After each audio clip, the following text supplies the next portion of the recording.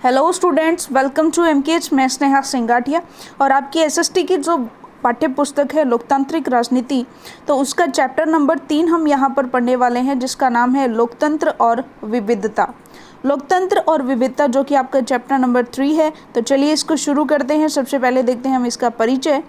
पिछले अध्याय में हमने देखा कि भाषाई और क्षेत्रीय विविधताओं को संग साथ लेकर चलने के लिए सत्ता का बंटवारा किया जा सकता है, लेकिन लोगों की विशिष्ट पहचान सिर्फ भाषा और क्षेत्र के आधार पर ही नहीं बनती। कई बार लोग अपनी पहचान और दूसरों से अपने संबंध शारीरिक बनावट, वर्ग, धर्म, लिंग, जाति, कबीले वगैरह के आधार पर भी परिभाषित करते हैं। इस अध्याय में हम देखेंगे कि किस तरह लोकतंत्र सारी सामाजिक विभिन्नताओं, अंतरों और असमानताओं के बीच सामंजस्य बैठाकर उनका सर्वमान्य समाधान देने की कोशिश करता है। यहाँ हम सामाजिक विभाजनों को सार्वजनिक अभिव्यक्ति के एक उदाहरण के जरिए अपनी बात स्पष्ट करने की कोशिश करेंगे। इसके बाद हम यह चर्चा करेंगे कि सामाजिक विभिन्नता कैसे अलग अलग रूप धारण करती है। फिर हम यह देखेंगे कि सामाजिक विभिन्नता और लोकतांत्रिक राजनीति किस तरह एक दूसरे को प्रभावित करती है। चलिए बात करते हैं मैक्सिको ओलंपिक की कहानी। तो यहाँ पर एक कहानी है। इस पृष्ठ पर छपी तस्वीर अमेरिका में चले नागरिक आंदोलन अधिकार की एक प्रमुख घटना से संबंधित है। यह 1968 में मैक्सिको सिटी में हुए ओलंपिक मुकाबले की 200 मीटर दौड़ के पदक समारोह की तस्वीर है। अमेरिका का राष्ट्रगान बज रहा है और सिर झुकाए तथा मुट्ठी ताने हुए जो दो खिलाड़ी खड़े हैं, वे हैं अमेरिकी धावक टॉमी स्मिथ और जॉन कार्लोस। ये अफ्रो अमेरिकी हैं। इन्होंने क्रमशः स्वर्ण और कांस्य पदक जीता था। उन्होंने जूते नहीं पहने थे, सिर्फ मोजे चढ़ा हुए। पुरस्कार दोनों ने यह जताने की कोशिश की कि अमेरिकी अश्वेत लोग गरीब हैं।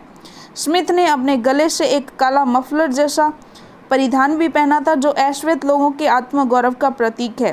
कार्लोस ने मारे गए अश्वेत लोगों की याद में काले मनकों की एक माला पहनी थी। अपने इन प्रतीकों और तौर तरीकों से उन्होंने अमेरिका में होने वाले रंगभेद के प्रति अंतर्राष्ट्रीय बिरादरी का ध्यान खींचने की कोशिश की। काले दस्ताने की बंधी हुई मुट्ठियां अश्वेत शक्ति का प्रतीक थीं।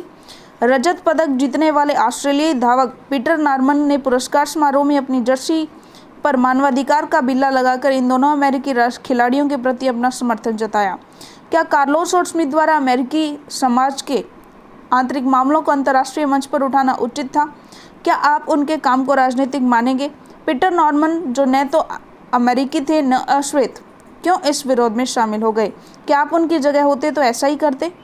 अंतर्राष्ट्रीय ओलंपिक संघ में कार्लोस और स्मिथ द्वारा राजनीतिक बयान देने की इस युक्ति को ओलंपिक भावना के विरुद्ध बताते हुए उन्हें दोषी करार दिया और उनके पदक वापस ले लिए गए। नॉर्मन को भी अपने फैसले की कीमत चुकानी पड़ी और अगले ओलंपिक में उन्हें राष्ट्रीय टीम में जगह नहीं दी गई और उनके फैसलों ने अमेरिका में बढ़ते नागरिक आंदोलन के प्रति दुनिया का ध्यान खींचने में सफलता पाई। हाल में ही सैन होज स्टेट यूनिवर्सिटी ने, जहां इन दोनों ने पढ़ाई की थी, इन दोनों का अभिनंदन किया और विश्वविद्यालय के भीतर उनकी मूर्ति लगवाई। जब 2006 में नॉर्मन की मौत हुई तो उसकी अर्थी को कंधा देने वालों में स्मिथ और कार्लोस भी थे। तो बात करते हैं समानताएं, असमानताएं और विभाजन। ऊपर दिए गए उदाहरण में खिलाड़ी सामाजिक बंटवारे और सामाजिक भेदभाव का अपने तरीके से विरोध कर रहे थे, पर क्या ऐसा भेदभाव सिर्फ नस्ल या रंग के आधार पर ही होता है? पिछले 2 अध्याय में हमने सामाजिक बंटवारे के कुछ अन्य स्वरूपों का उदाहरण देखा था। उदाहरण के लिए बेल्जियम और श्रीलंका में यह विभाजन क्षेत्रीय और सामाजिक दोनों स्तरों पर मौजूद था। बेल्जियम में अलग अलग इलाके में रहने वाले लोग अलग अलग भाषाएं बोलते हैं। श्रीलंका में यह बंटवारा भाषा और क्षेत्र दोनों आधारों पर दिखाई देता है। इस प्रकार हर समाज में सामाजिक विविधता अलग अलग रूप से सामने आती है। सामाजिक भेदभाव की उत्पत्ति तो सामाजिक विभाजन अधिकांशतः जन्म पर आधारित होता है। सामान्य तौर पर अपना समुदाय चुनना हमारे वश में नहीं होता। हम सिर्फ इस अधिकार पर किसी खास समुदाय के सदस्य हो जाते हैं कि हमारा जन्म उस समुदाय के एक परिवार में हुआ होता है। जन्म पर आधारित सामाजिक विभाजन का अनुभव हम अपने दैनिक जीवन में लगभग रोज करते हैं। हम अपने आसपास देखते हैं चाहे कोई स्त्री हो या पुरुष, लंबा हो या छोटा, सबकी चमड़ी का रंग अलग अलग है। उनकी शारीरिक क्षमताएं और अक्षमताएं अलग अलग हैं। बहरहाल सभी किस्म के सामाजिक विभाजन सिर्फ जन्म पर आधारित नहीं होते। कुछ चीज़ें हमारी पसंद या चुनाव के आधार पर भी तय होती हैं। कई लोग अपने माँ बाप और परिवार से अलग अपनी पसंद का भी धर्म चुन लेते हैं। हम सभी लोग पढ़ाई के विषय, पेशे, खेल या सांस्कृतिक गतिविधियों का चुनाव अपनी पसंद से करते हैं। इन सब के आधार पर भी सामाजिक समूह बनते हैं और ये जन्म पर आधारित नहीं होते। हर सामाजिक विभिन्नता सामाजिक विभाजन का रूप नहीं लेती। सामाजिक विभिन्नताएं लोगों के बीच बंटवारे का एक कारण जरूर होती हैं, लेकिन यही विभिन्नताएं कई बार अलग अलग तरह के लोगों के बीच पुल का काम भी करती हैं। विभिन्न सामाजिक समूहों के लोग अपने समूहों की सीमाओं से परे भी समानताओं और असमानताओं का अनुभव करते हैं। जो उदाहरण पहले दिया गया है उसमें कार्लोस और स्मिथ तो एक हिसाब से समान थे। दोनों अफ्रो अमेरिकन थे, जबकि नॉर्मन श्वेत थे, पर इन तीनों में एक समानता थी कि वे सभी नस्ल आधारित भेदभाव के खिलाफ थे। अक्सर यह देखा जाता है कि एक धर्म को मानने वाले लोग खुद को एक ही समुदाय का सदस्य नहीं मानते, क्योंकि उनकी जाति या उनका पंथ जो है वो अलग होता है। यह भी संभव है कि अलग अलग धर्म के अनुयायी होकर भी एक जाति वाले लोग खुद को एक दूसरे के ज़्यादा करीब महसूस करें। एक ही परिवार के अमीर और गरीब ज़्यादा घनिष्ठ संबंध नहीं रख पाते, क्योंकि सभी अलग अलग तरीके से सोचने लगते हैं। इस प्रकार हम सभी की एक से ज़्यादा पहचान होती है। इसी तरह लोग एक से ज़्यादा सामाजिक समूहों का हिस्सा हो सकते हैं। दरअसल हर संदर्भ में हमारी पहचान एक अलग रूप धारण करती है। तो विभिन्नताओं में सामंजस्य और टकराव। सामाजिक विभाजन तब होता है जब कुछ सामाजिक अंतर दूसरी अनेक विभिन्नताओं से ऊपर और बड़े हो जाते हैं। अमेरिका में श्वेत और अश्वेत का अंतर एक सामाजिक विभाजन भी बन जाता है, क्योंकि अश्वेत लोग आमतौर पर गरीब हैं, बेघर हैं, भेदभाव का शिकार हैं। हमारे देश में भी दलित आमतौर पर गरीब और भूमिहीन हैं। उन्हें भी अक्सर भेदभाव और अन्याय का शिकार होना पड़ता है।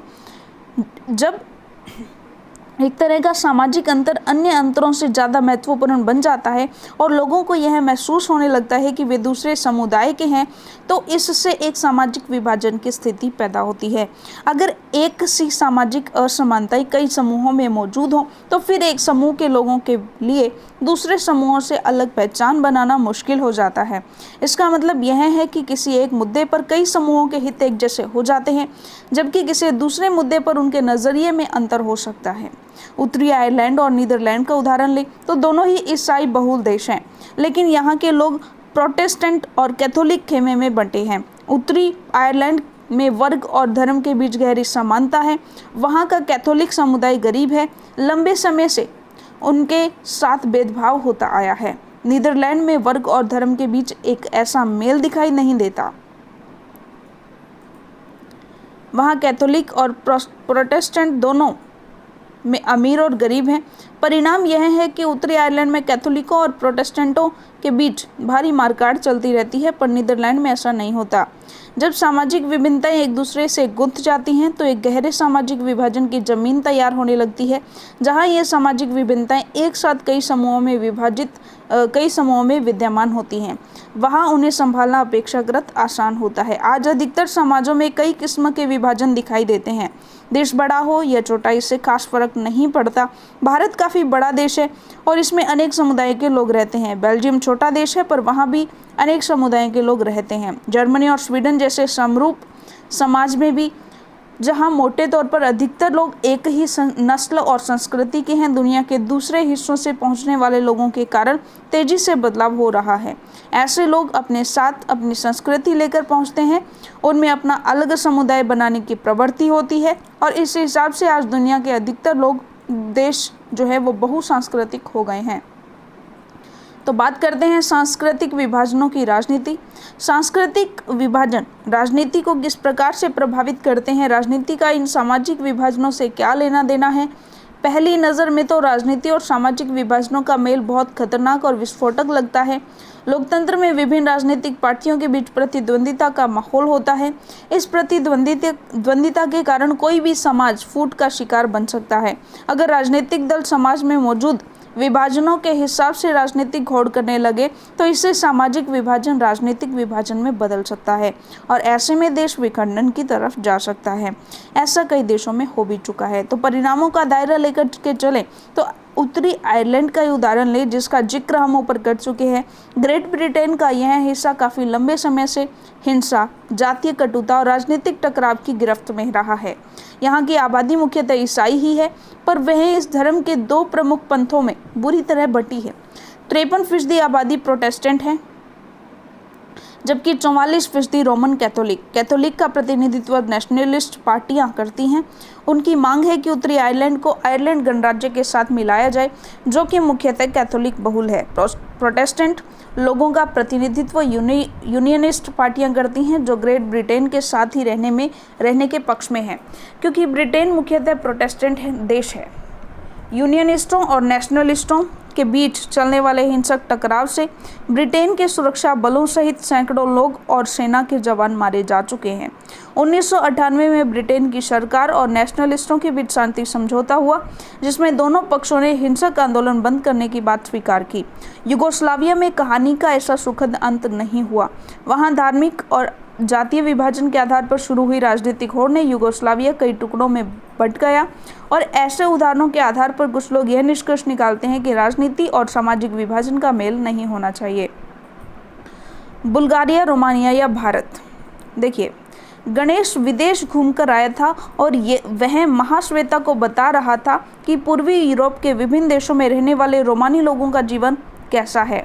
उसे योदानका मिली थी, जो बुल्गारिया में नर्स थी। रोमानी लोगों के बारे में उसने ये बातें कही थी।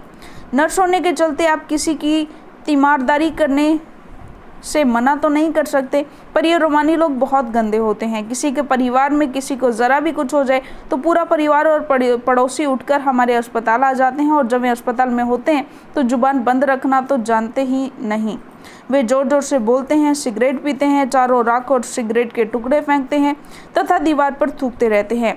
धैर्य तो उनमें होता ही नहीं। वे हमारे डॉक्टरों को परेशान करते हैं, उनके साथ बदतमीजी करते हैं। दरअसल ये काली चमड़े वाले लोग हमारी तरह होते ही नहीं। उनकी रंगों की पसंद भी बहुत अजीबोगरीब है।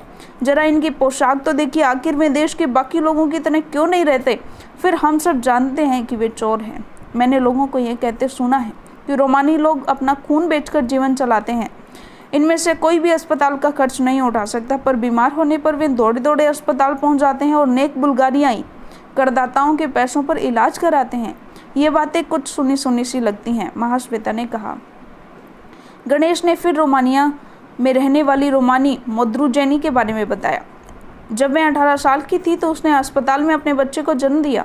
उसके पास डॉक्टर या नर्स को देने के लिए एक भी पैसा नहीं था। वह अस्पताल में थी, पर कोई भी उससे मिलने या उसकी देखभाल करने नहीं आया। आखिरकार वहाँ की सफाई कर्मचारी ने, जो खुद भी रोमानी थी, उसकी मदद की और उसे बेटा हुआ। जब उसे बच्चा हो गया तो नर्स बच्चे को लेकर आई और बोली, लीजिए, एक अपराधी और पैदा हो गया। सरकारी अस्पतालों में रोमानी लोगों के साथ होने वाले व्यवहार के बारे में उसने बताया। डॉक्टर हमें अपने कैबिन के सामने इंतज़ार कराते रहते हैं। एक बार एक डॉक्टर ने कहा कि अगर तुम्हें जांच करानी है तो पहले नहा कराओ। निश्चित रूप से मेरे शरीर से बदबू आ रही थी। गर्भावस्था के दौरान मैंने कूड़ेदान से खाना उठाकर खाया था, क्योंकि मुझे हरदम भूख लगी रहती थी। मेरे पति ने मुझे छोड़ दिया था। मेरे 2 बच्चे थे और तीसरा गर्भ में था। सामाजिक कार्यकर्ताओं ने मुझे खाना देने से मना कर दिया था। प्रसव के समय मेरे पड़ोसी ने ही मेरी मदद की थी। मुझे अक्सर लगता है कि इन अस्पतालों में न जाना ही अच्छा है। तो महाश्वेता ने गणेश की बातें सुनी और कहा, गणेश, इन चीज़ों को जानने के लिए दुनिया के दूसरे हिस्सों तक जाने की ज़रूरत ही क्या थी? यह रोमानिया और बुल्गारिया की ही कहानी नहीं है। यह तो खैर रोमानी लोगों की दास्तां है, लेकिन यही सब तो हमारे यहाँ भी होता है। हमारे यहाँ शासन द्वारा अपराधी घोषित लोगों के साथ यही व्यवहार तो होता है। क्या आपको महाश्वेता की बातें सच्ची लगती हैं? खैर, ये तो हमारे काम की बात नहीं है।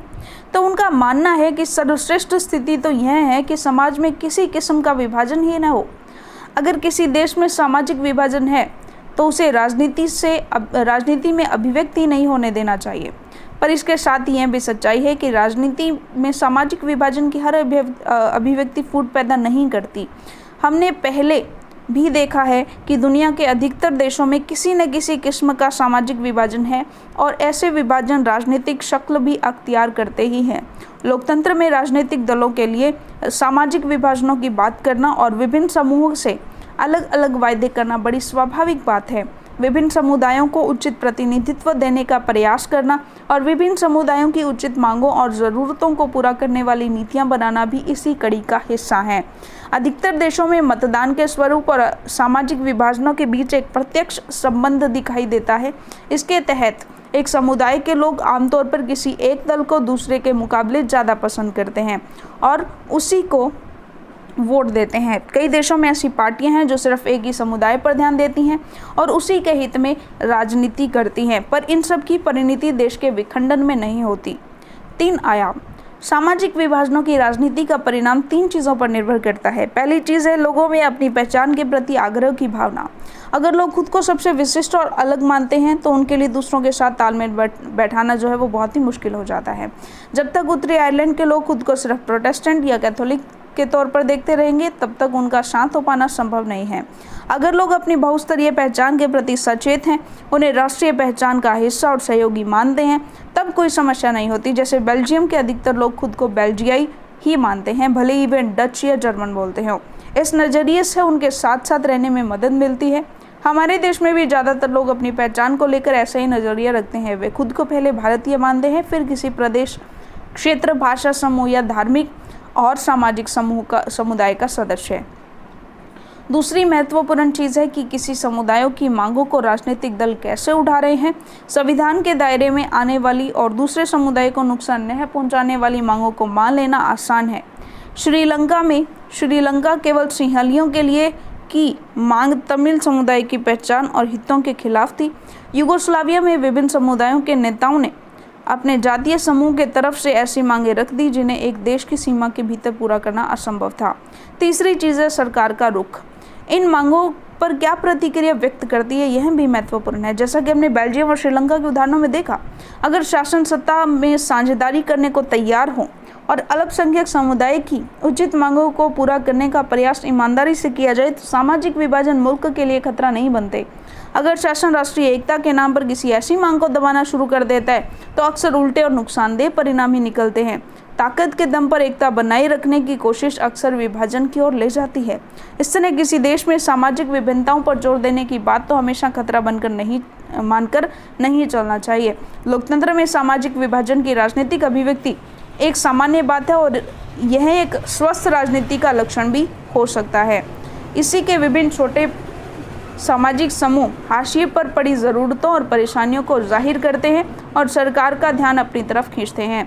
राजनीति में विभिन्न तरह के सामाजिक विभाजनों की अभिव्यक्ति ऐसे विभाजनों के बीच संतुलन पैदा करने का काम भी करती है।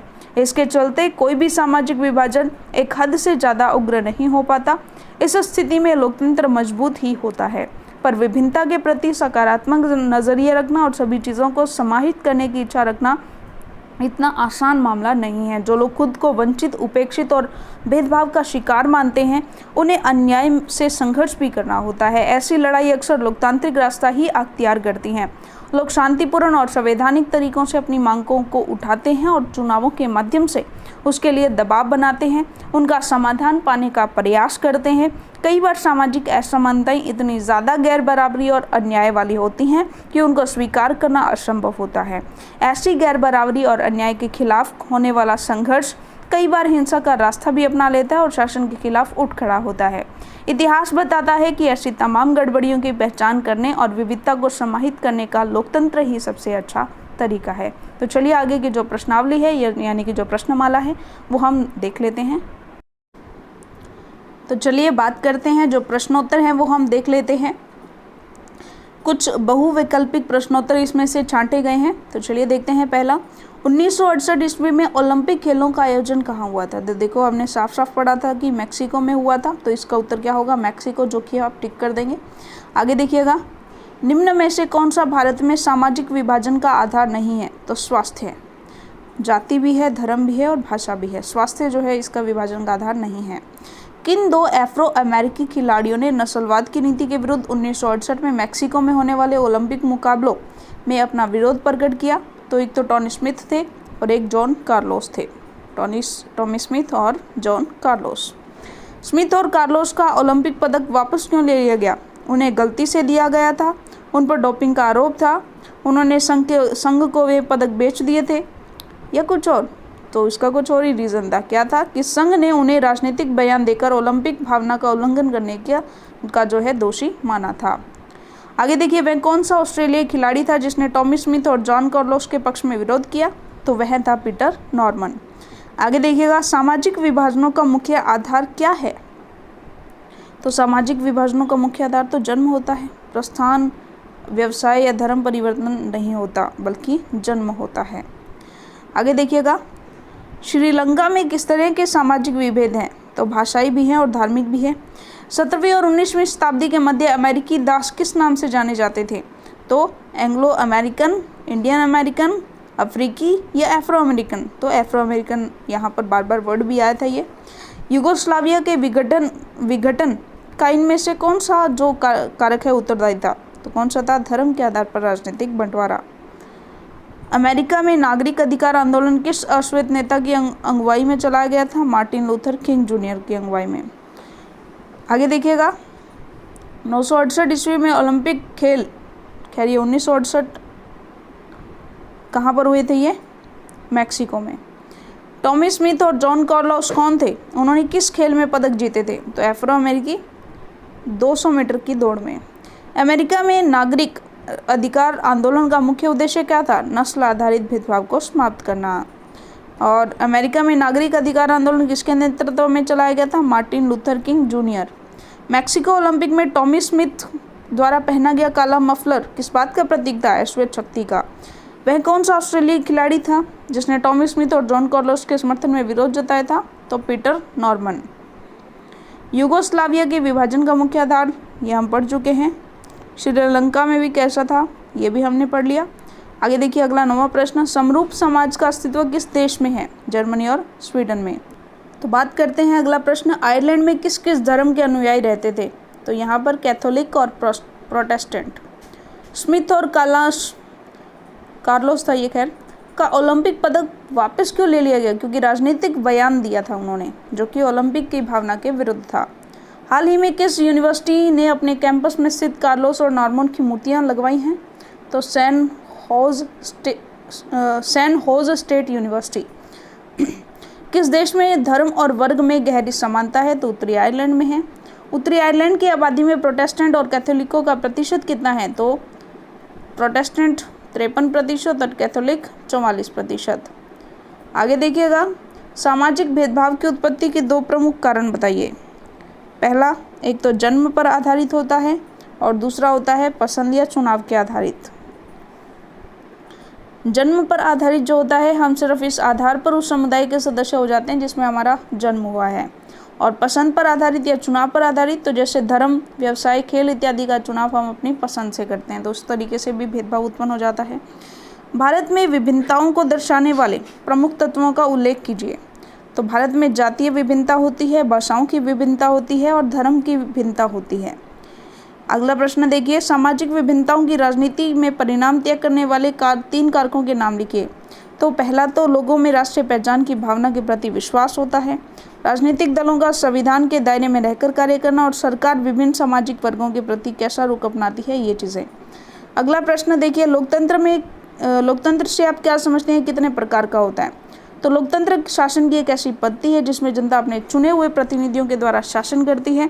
लोकतंत्र के प्रकार देखें तो एक प्रत्यक्ष लोकतंत्र होता है और एक अप्रत्यक्ष लोकतंत्र होता है। जिसमें जनता स्वयं शासन में भागीदार होती है, उसे प्रत्यक्ष लोकतंत्र कहते हैं। स्विट्जरलैंड के कुछ कैंटन में। और अप्रत्यक्ष लोकतंत्र, इसमें जनता अपने चुने हुए प्रतिनिधियों के द्वारा शासन करती है, जैसे भारत। बात करते हैं आगे, सामाजिक विभाजन हमेशा खतरनाक नहीं होते हैं। अपने उत्तर के पक्ष में तर्क दीजिए। देखिए, उत्तरी आयरलैंड और नीदरलैंड जैसे ईसाई बहुल देश हैं तथा प्रोटेस्टेंट और कैथोलिक खेमे में बंटे हैं, तो यहाँ पर भी विभाजन हमेशा खतरनाक नहीं है।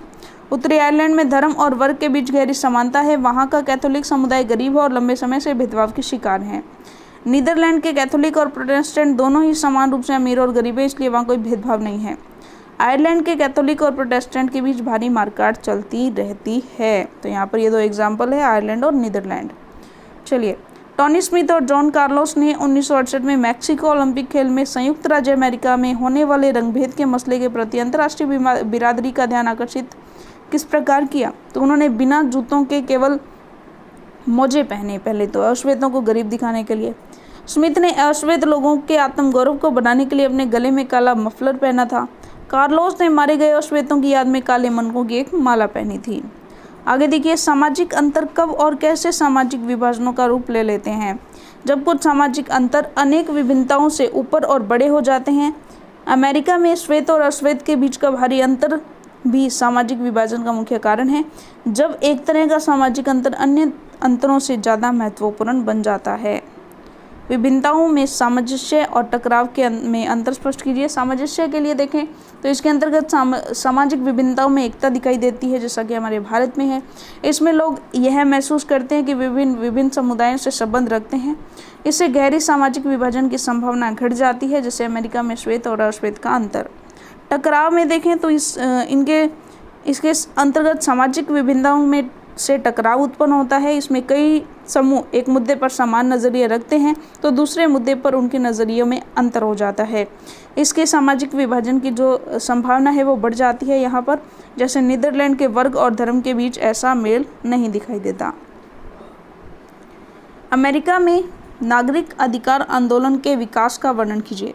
द्वितीय विश्व युद्ध के बाद अमेरिका में नस्लीय भेदभाव बढ़ गया। अश्वेत लोगों पर अनेक प्रकार के प्रतिबंध लगा दिए गए थे। 1980 के दशक में अमेरिका में लगभग 33% काले लोग, 20% हिस्पानी और 12% श्वेत गरीब तथा बेघर थे। 1950 के दशक में नागरिक अधिकारों के लिए शक्तिशाली आंदोलन हुए। 1954 में वहाँ के सर्वोच्च न्यायालय ने अलग परंतु समान से सिद्धांत को अस्वीकार कर दिया। नस्लीय सिद्धांत है ये, सिद्धांत को अस्वीकार कर दिया। नस्लीय भेदभाव के विरुद्ध मार्टिन लूथर किंग जूनियर के नेतृत्व में आंदोलन चलाया गया। 1960 के दशक में कानून बनाकर इस भेदभाव को समाप्त कर दिया गया। सामाजिक विभाजनों की राजनीति के परिणाम तय करने वाले 3 कारकों को बताइए। तो ये 3 कारक हम पहले भी डिस्कस कर चुके हैं। आगे देखिएगा, क्या बड़े विभाजन की जगह अनेक छोटे विभाजन लाभकारी होते हैं? क्या राजनीति एकता पैदा करने वाली शक्ति है? तो विभाजन की उपस्थिति समाज में बहुसांस्कृतिक पहलू को दर्शाती है। विभाजन छोटा हो या बड़ा इस बात पर निर्भर करता है कि लोग स्वयं की पहचान किस रूप में रखते हैं, लोगों की मांग को किस प्रकार उठाया जाता है। और राजनीति देश को एकीकृत करने वाली शक्ति है, परंतु यह इस बात पर निर्भर करता है कि विभिन्न समुदायों के राजनेता के दृष्टिकोण में कितना लचीलापन है। टोनी स्मिथ और जॉन कार्लोस की 3 समानताएं। तो दोनों अफ्रो अमेरिकी थी, दोनों ने ही मैक्सिको मुकाबले में पदक जीते थे और दोनों ने रंगभेद के विरुद्ध आवाज़ उठाई थी। लोकतंत्र से आप क्या समझते हैं, इसके कितने प्रकार है, ये प्रश्न हम पहले भी कर चुके हैं। आगे देखिए, उदाहरण द्वारा स्पष्ट कीजिए कि सामाजिक विभाजनों ने किस प्रकार राजनीति को प्रभावित किया। खैर ये भी प्रश्न हम सारे के सारे प्रश्न पहले ही कर चुके हैं। ठीक है, तो ये सारे के सारे प्रश्न हम पहले ही डिस्कस कर चुके हैं। एक अंतिम प्रश्न देख लेते हैं फिर से। पीटर नॉर्मन ने दोनों अमेरिकी खिलाड़ियों के प्रति समर्थन जताने के लिए क्या किया और इसके समर्थन के कारण उन्हें क्या सजा मिली? तो पीटर नॉर्मन ने पुरस्कार समारोह में अपनी जर्सी पर मानवाधिकार का बिल्ला लगाकर दोनों अमेरिकी खिलाड़ियों के प्रति अपना समर्थन जताया। नॉर्मन को अपने अगले ओलंपिक में ऑस्ट्रेलिया की टीम में जगह नहीं दी गई। तो चलिए, इसी के साथ आपका ये अध्याय पूरा होता है। अगले अध्याय के लिए मिलेंगे आपकी अगली वीडियो में, तो तब तक के लिए धन्यवाद।